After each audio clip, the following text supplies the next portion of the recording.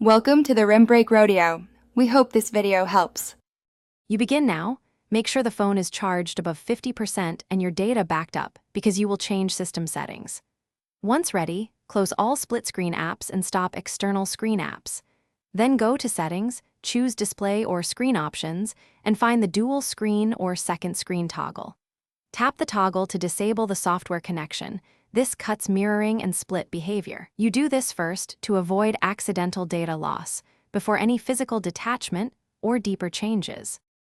Once the basic toggle is off, proceed to remove persistent connections. Go to Connected Devices or Accessories and forget or remove the second screen accessory. If the option persists, enable Developer Options and turn off any forced multi-window or secondary display flags to prevent system-level reactivation. Uninstall any third-party screen management apps.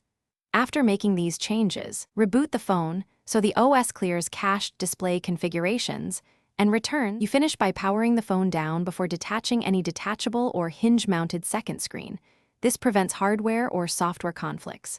Follow Lenovo's release mechanism, unlatch or slide as instructed, and store the accessory safely. Once detached, power on and verify single-screen operation. If the phone still thinks a second screen exists, boot into safe mode to isolate apps and make sure to clear cache. If all else fails, perform a factory reset after backing up data and contact Lenovo support for hardware faults.